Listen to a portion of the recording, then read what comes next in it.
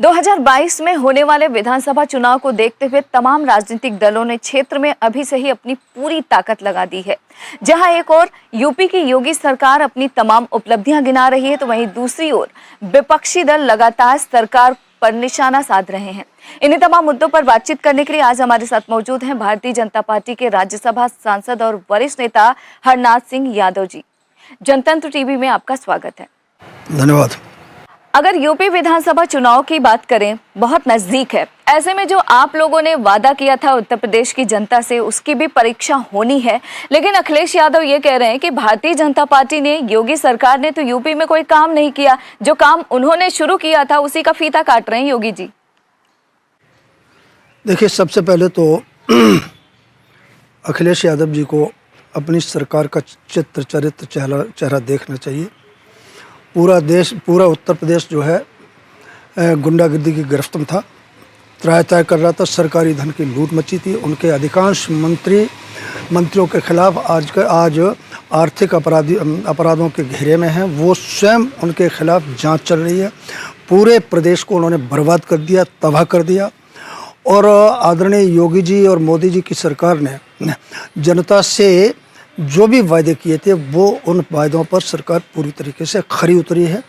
और जो क्या नाम है, गांव, गरीब, किसान, मजदूर, विपन्न, बिल्कुल जो एक एक दाने के लिए मोहताज है, उनके लिए सरकार ने इतनी काम किए हैं, इतनी योजनाएं की हैं, जिसके कारण से ये बौखलाए हुए हैं और इनको अपने आँखों के सामने अंधेरा दिखाई देता है। और पिछली बार तो इनको 40-45 सीटें मिल गई, तो अब की बार तो 25 से 26वीं सीट इनको नहीं मिलेगी। और हम विकास के मुद्दे पर हम जाना चाहते हैं, लेकिन ये जो है प्रदेश के अंदर क्या नाम है, सांप्रदायिकता का जहर घोल करके प्रदेश को बर्बाद करना चाहते हैं। लेकिन हम विकास का मुद्दा हमारे लिए प्रमुख मुद्दा है। अखिलेश यादव ने यह भी कहा कि एक्सप्रेसवे तो समाजवादी पार्टी की सरकार में प्रस्तावित था, हमारी सरकार होती तो पहले बन गया होता। देखिए, ये तो एक प्रक्रिया है और अखिलेश यादव का मंशा विकास कार्यों को पूर्ण करने का कभी नहीं रहा, उनके परिवार का कभी नहीं रहा। सरकारी पैसे का उन विकास कार्यों में से किस प्रकार से दोहन किया जाए, इसके लिए वो रणनीति तैयार करते थे। और उत्तर प्रदेश के अंदर आज पूरे प्रदेश में सड़कों का जाल जिस तरीके से बिछाया, उनकी गुणवत्ता बहुत श्रेष्ठ किस्म की थी। उनके यहाँ तो ये था कि एक तरफ सड़क में बनती चली जाती तो दूसरी तरफ टूटती चली जाती थी। और क्या नाम है, जो पूर्वांचल में ये एक्सप्रेस वे बना है, उसकी गुणवत्ता देखिए तो वो यानी विदेशों में जो अमेरिका, इंग्लैंड के सड़कों का जो उदाहरण है, बिल्कुल उसी प्रकार का उदाहरण है। उसमें आप गाड़ी के बोनट पे जो है भरा हुआ गिलास लेकर के चले जाइए, पानी नहीं फैलेगा। इतनी बढ़िया सड़कें बनी हैं। भाजपा ने रामलला को तो आज़ाद करा लिया, लेकिन काशी और मथुरा का वक्त कब आएगा? अभी तो व्यक्तिगत तौर से मैं ये कह सकता हूँ, पार्टी ने इस बारे में अभी कोई विशेष चिंतन नहीं किया है। लेकिन हम इतना ज़रूर चाहते हैं कि इस देश के जो श्रद्धा के केंद्र हैं, शक्ति के हमारे जो केंद्र हैं, हमारे जो प्रेरणा के पुंज हैं, हमारे जो आदर्श हैं, जो इस देश की मिट्टी के कण कण में समाये हुए हैं, ऐसे श्रद्धा के केंद्रों को और महापुरुषों को और जो भी हमारी ताकतें हैं, उनको सम्मान मिलना चाहिए। और किसी प्रकार से विदेशी ताकतों ने उनको क्षति पहुंचाने की कोशिश की है, तो उनको उस क्षति को ख़त्म करके और उनको सम्मानित करना चाहिए। व्यक्तिगत तौर से मैं इस मत का हूँ कि भगवान कृष्ण की जो जन्मभूमि है, उन्हें मुसलमानों को स्वयं जो है बड़ा दिल करके और हिंदुओं को सौंप देना चाहिए। कांग्रेस पार्टी के वरिष्ठ नेता हैं सलमान खुर्शीद, उन्होंने एक किताब लिखी है जिस पर विवाद हो गया है। हिंदुत्व की उन्होंने अपनी किताब में हिंदुत्व की तुलना बोको हरम और ISIS जैसे आतंकी संगठनों से की है। देखिए, हिंदुत्व यदि उग्रवादी होता, आतंकवादी होता, तो सलमान खुर्शीद उत्तर प्रदेश के फर्रुखाबाद जिले से कई बार लोकसभा के सदस्य रहे। उनके पिताश्री लोकसभा में पहुँचे, तो वो कभी लोकसभा में नहीं आते और हिंदुस्तान में उनका नाम और निशान नहीं होता। और दूसरी बात, इनका DNA आप जांच कराइए तो इनके DNA में महमूद गजनवी निकलेगा, औरंगजेब का DNA निकलेगा, किसी भारतीय का डीएनए नहीं निकलेगा। और उसी हिसाब से ये हिंदुस्तान के सांप्रदायिक माहौल में जहर घोल करके देश को तोड़ना चाहते हैं, बर्बाद करना चाहते हैं। और सलमान खुर्शीद ने इस प्रकार ये बयान दे करके हिंदुस्तान के 110 करोड़ हिंदुओं की भावनाओं को ठेस पहुंचाई है। आने वाले चुनाव में कांग्रेस को पता लग जाएगा। और दूसरी बात, कांग्रेस जन्म से ही हमेशा हिंदुत्व विरोधी रही है। उनके जो पहले प्रधानमंत्री थे स्वर्गीय जवाहरलाल नेहरू जी, उन्होंने कहा कि I am Hindu by chance. और उसके बाद से लेकर के आप देख लीजिए, उनके गांधी परिवार के सारे जितने भी करते हैं सब हिंदू विरोधी हमेशा रहे हैं। और कांग्रेस मूल रूप में हिंदू विरोधी है। कांग्रेस का इस देश की आत्मा से, इस देश की मान सम्मान स्वाभिमान, इस देश की पवित्र मिट्टी की सुगंध से कोई लेना देना नहीं है। और ये सोनिया गांधी के निर्देश पर, राहुल गांधी और प्रियंका के निर्देश पर ये इस प्रकार की बयानबाजी कर रहे हैं और देश के माहौल को ख़राब करना चाहते हैं। प्रदेश की जनता उत्तर प्रदेश के चुनाव में उनका सबक सिखाएगी। तो क्या आपको लगता है कि सलमान खुर्शीद का विधानसभा चुनाव से पहले किताब का आना ये सोची समझी रणनीति है? बिल्कुल निश्चित तौर से सोची समझी नहीं, मैं तो कह रहा हूँ कि उनके डीएनए ही उनका गलत है। कांग्रेस का डीएनए गलत है। कांग्रेस का जनक कौन था? विदेशी था। कांग्रेस का जो इतने लंबे तक राज किया तो हमेशा हिंदुओं के साथ उन्होंने दुर्व्यवहार किया। हिंदुओं को जो है 2 नंबर का नागरिक बनाने की कोशिश किया। और जो जिनकी निष्ठाएं भारत के बाहर हैं, चाहे वो चाइना से जुड़ी होंगी, चाहे पाकिस्तान से जुड़ी होंगी, अन्य किसी देश से जुड़ी हों, उनको हमेशा उन्होंने महिमामंडित किया है। उसी कड़ी में सलमान खुर्शीद का भी ये बयान है। और इस चुनाव में एक अपने वर्ग विशेष के लोगों का वोट लेने के लिए इस प्रकार का इस समय उन्होंने उस किताब का विमोचन किया है। कॉमन सिविल कोड की अगर बात करें तो ये आप लोगों के एजेंडे में था। देश की जनता जानना चाहती है कि आखिरकार ये लागू कब तक हो पाएगा? ऐसा है, जिस दिन समान नागरिक आचार संहिता लागू हो जाएगी, इस देश की बहुत सी समस्याओं का अपने आप हल निकल आएगा और भारतीय जनता पार्टी सही समय आने पर इसको लागू करेगी। जिस तरीके से देश की जनसंख्या लगातार बढ़ रही है, असंतुलन साफ तौर पर देखा जा रहा है, क्या आपको लगता है कि वक्त आ चुका है? क्योंकि आपने भी संसद में आवाज उठाया था, जनसंख्या वृद्धि को लेकर नियंत्रण की बात कही थी। क्या आपको लगता है कि इस पर कानून बनाने की जरूरत है, जिस तरीके से लगातार खास वर्ग का जनसंख्या बढ़ रहा है? देखिए, एक तो पहले ये स्पष्ट हो जाना चाहिए कि ये कानून किसी वर्ग विशेष के लिए नहीं होगा। जनसंख्या नियंत्रण कानून की हर व्यक्ति को 135 करोड़ नागरिकों को ज़रूरत है, चाहे वो हिंदू हो, चाहे मुसलमान हो, चाहे सिख हो, चाहे ईसाई हो। आज देश के सामने जितनी भी समस्याएं हैं, चाहे गरीबी है, चाहे कुपोषण है, चाहे बेरोजगारी है, चाहे विकास कार्य हैं, तमाम जो है उसकी समस्या की जड़ में केवल ये जो तेज़ी से बढ़ती हुई जनसंख्या की जो विभीषिका है उसका मूल में है। आज देश के अंदर किसी भी कहीं पर भी चले, हर जगह जाम दिखाई दे रहा है।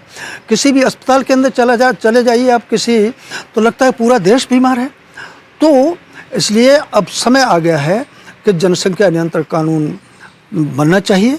और आदरणीय प्रधानमंत्री जी ने लाल किले की प्राचीर से 15 अगस्त को स्वयं ही घोषणा की थी कि जनसंख्या जो है पर नियंत्रण करना आवश्यक है। और एक जो जनसंख्या नियंत्रण कानून बनाने में सहयोग करेंगे या जो सहयोग कर रहे हैं वो एक देशभक्ति का काम कर रहे हैं। मेरा मत है कि जनसंख्या नियंत्रण कानून बनते ही देश की 80% समस्याएं अपने आप स्वतः ही समाप्त हो जाएंगी। और फिर मैं दोबारा रिपीट कर रहा हूं कि यह जनसंख्या नियंत्रण कानून 135 करोड़ नागरिकों की बहबूदी के लिए, उनको क्या नाम है, उनके विकास के लिए, उनके चेहरे पर मुस्कान लाने के लिए आएगा। आम जनता में दलितों का ऐसा कहना है कि अक्सर उनको वोट बैंक के तौर पर यूज किया गया है। मायावती ने भी उनको वोट बैंक के तौर पे इस्तेमाल किया। पिछड़े वर्ग के जो बड़े नेता हैं उन्होंने भी दलितों को वोट बैंक के तौर पर देखा। आपकी पार्टी इनसे अलग कैसे? देखिए, आपको स्मरण होगा कि आदरणीय प्रधानमंत्री जी जब संसद की दहरी पर पहुंचे थे तब उन्होंने सबसे पहला उनका जो वाक्य था, उन्होंने कहा सबका साथ, सबका विकास, सबका विश्वास। ये सत्य है कि कांग्रेस और जितनी भी विरोधी सरकारें रही हैं उन्होंने गरीब तबके को और अल्पसंख्यक तबके को हमेशा एक वोटर के रूप में देखा, नागरिक के रूप में लिया। हम जितनी भी योजना ला रहे हैं बिना किसी जाति भेदभाव के, बिना किसी सांप्रदायिक भेदभाव के हम सबके पास पहुंच रहे हैं।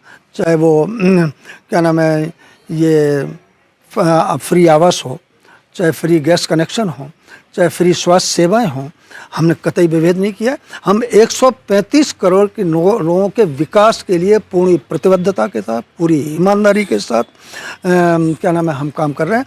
और ये लोग तो चुनावी लोग हैं कि अब ये पिछले 4.5 साल से तो न कांग्रेस दिखाई रही थी, न प्रियंका गांधी दिखाई दे रही थी, न वो राहुल गांधी, न अखिलेश यादव, कोई नहीं दिखाई दे रहा था। हमारे कार्यकर्ता बराबर कोरोना काल में अपनी जान हथेली भी लेकर के, और हमने जा कर के लोगों को राहत सामग्री पहुंचाई, राहत पहुंचाई।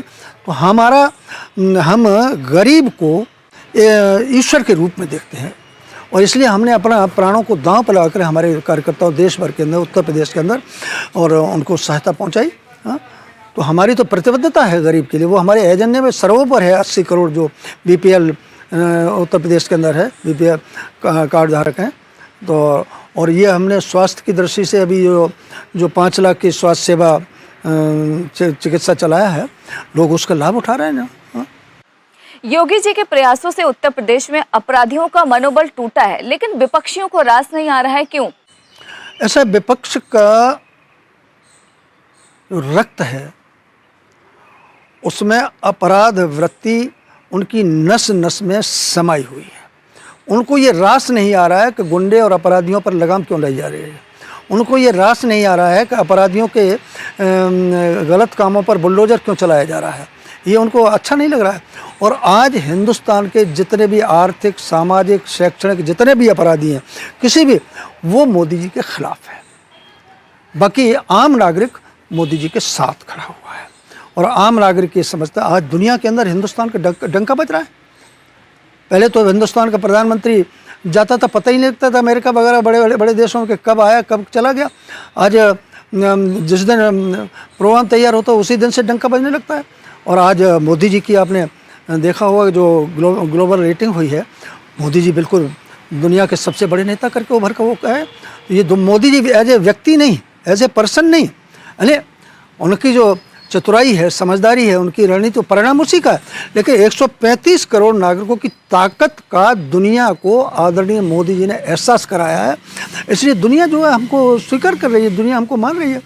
और बाकी का चाहे कांग्रेस का, तो फिर अब मैं कांग्रेस के बारे में ज़्यादा नहीं बोलूँगा कि गांधी जी ने कहा था आज़ादी के बाद कि कांग्रेस को समाप्त करना चाहिए, कांग्रेस का काम पूरा हो गया। तो लेकिन जो सत्ता लिप्सा में जो लोग थे उस समय के नेतागण, उन्होंने गांधी जी के प्रस्ताव को नहीं स्वीकार किया। लेकिन गांधी जी के सपनों को सोनिया गांधी, राहुल गांधी, प्रियंका गांधी और ये सलमान खुर्शीद और जितने भी ये नेता हैं, उनके गांधी जी के सपनों को ये पूरा करने जा रहे हैं। शीघ्र ही इनके क्या नाम, हरिद्वार में गंगा जी में ले जाकर के ये फूलों से जाकर और कांग्रेस को अंतिम संस्कार कर देंगे। आपकी पार्टी के ही सांसद हैं वरुण गांधी, वो लगातार चुनावी समय में अपनी ही सरकार के खिलाफ आवाज उठा रहे हैं। क्या आपको लगता है कि विधानसभा चुनाव के दौरान इससे आपकी पार्टी को नुकसान होगा या फिर सरकार में कमी है? देखिए, वरुण गांधी जी को तो भारतीय जनता पार्टी का एहसान मानना चाहिए। जब वो सड़क पर खड़े हुए थे तो भारतीय जनता पार्टी ने उनको सहारा दिया, उनकी माताश्री को मेंबर पार्लियामेंट बनाया, मंत्री बनाया, उनको मेंबर पार्लियामेंट बनाया। और अभी तक तो उन्होंने कभी भारतीय जनता पार्टी की खामियां कभी बताई नहीं। अब चुनाव का समय आया, अब वो उनका क्या योजना है, क्या प्लान है, ये तो वो बताएंगे खुद ही। लेकिन ये उनका जो कदम है वो न किसानों के हित में है, न आम जनता के हित में है।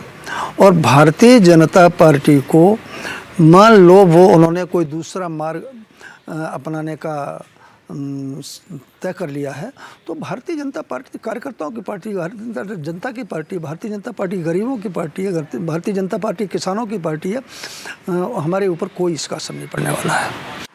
विधानसभा चुनाव आते आते जिस तरीके से अखिलेश यादव और ओम प्रकाश राजभर, जो पहले आपके कभी सहयोगी रहे हैं, जिन्ना की हिमायत जैसे कर रहे हैं, क्या आपको लगता है कि राष्ट्रवाद पर इसका असर पड़ेगा? देखिए, पहले तो मैं आपको ये बता दूं कि आप उन क्षणों का भी इंतज़ार करिए जब अखिलेश यादव और उनके सहयोगी जी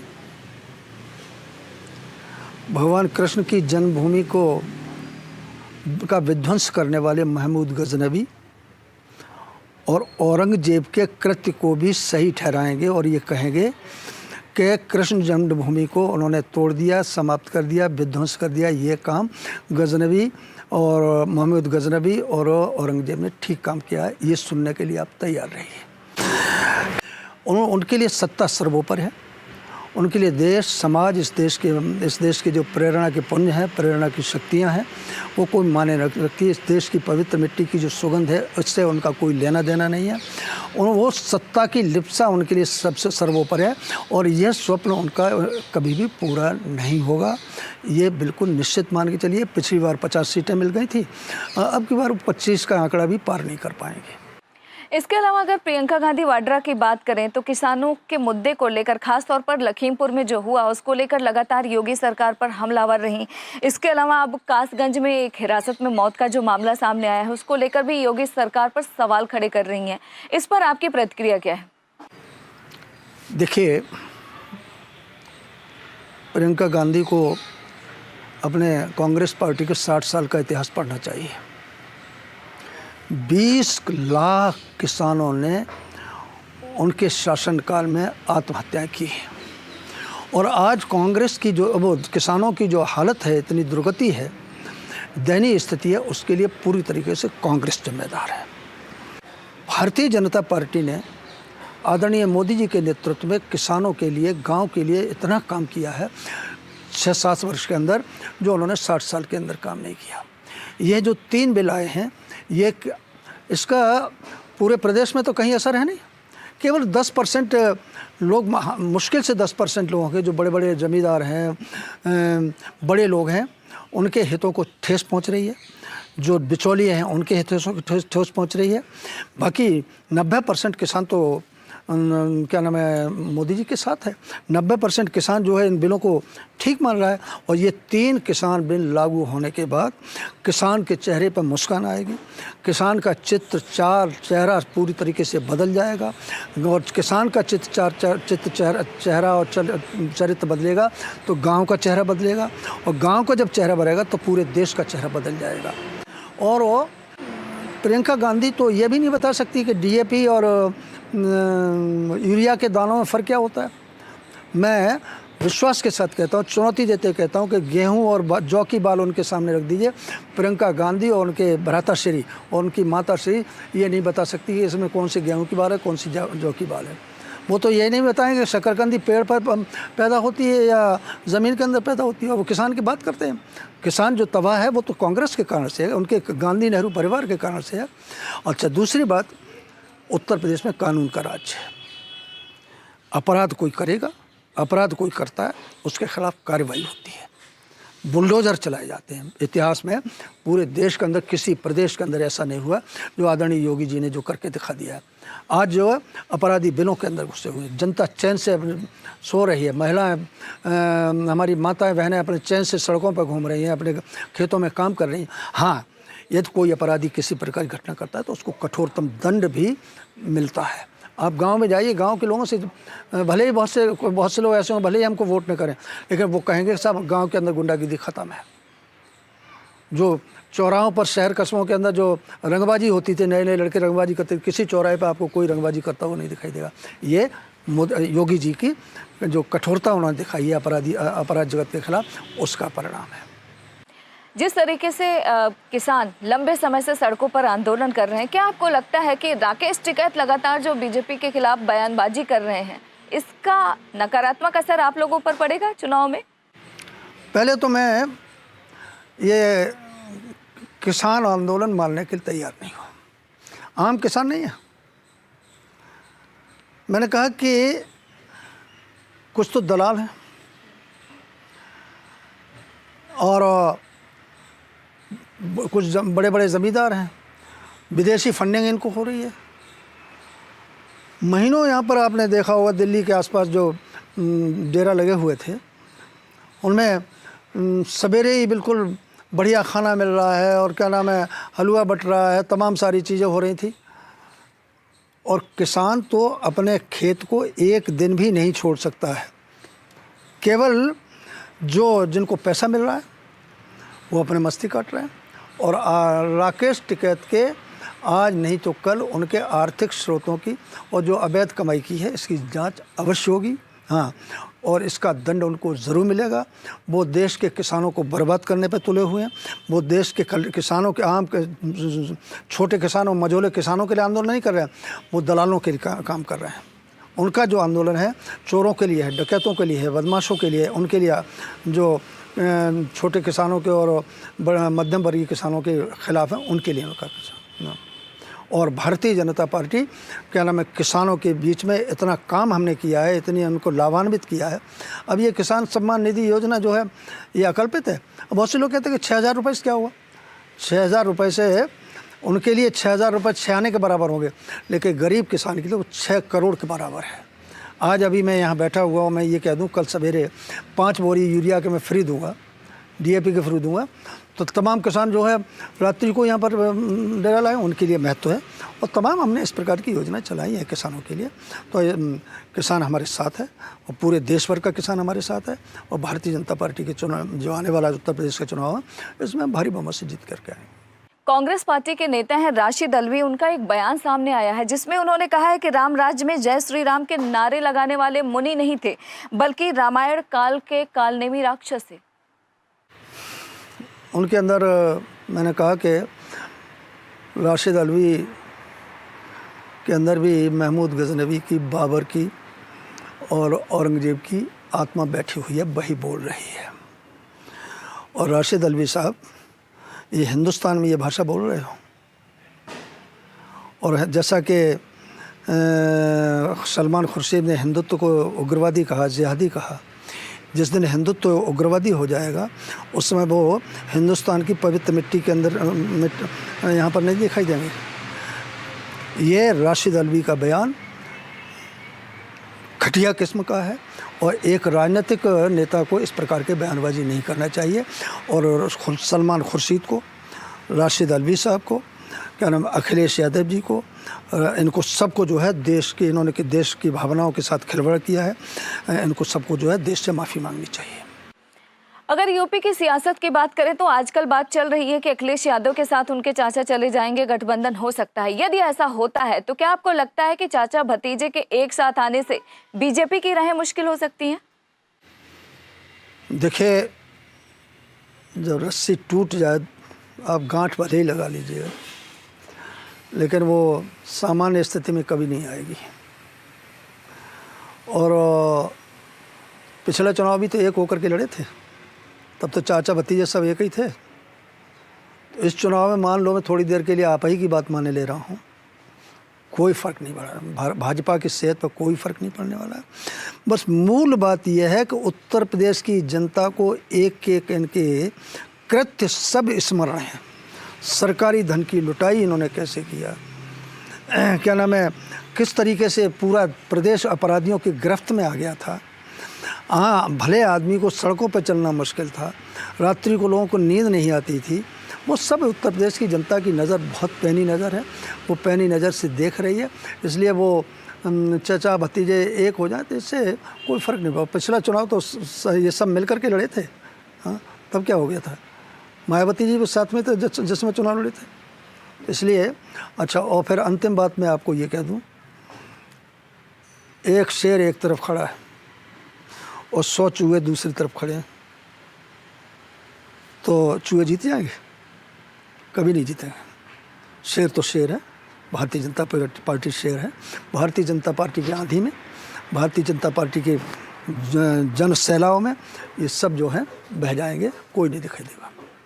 आपने हमें समय दिया, उसके लिए आपका बहुत बहुत शुक्रिया। चलिए, बहुत बहुत धन्यवाद। तो आप सुन रहे थे भारतीय जनता पार्टी के राज्यसभा सांसद हरनाथ सिंह यादव जी को, जिन्होंने तमाम सवालों के जवाब बड़े ही बेबाकी के साथ दिए। फिलहाल आप हमें और हमारी टीम को इजाजत दीजिए और देखते रहिए जनतंत्र टीवी।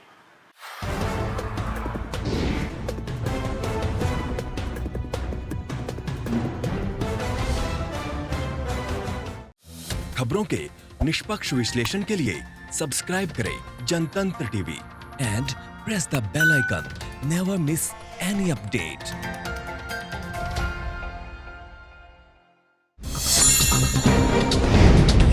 डाउनलोड कीजिए जनतंत्र टीवी ऐप को, जो कि अवेलेबल है गूगल प्ले और ऐप स्टोर पर। अधिक जानकारी के लिए अभी डाउनलोड करें।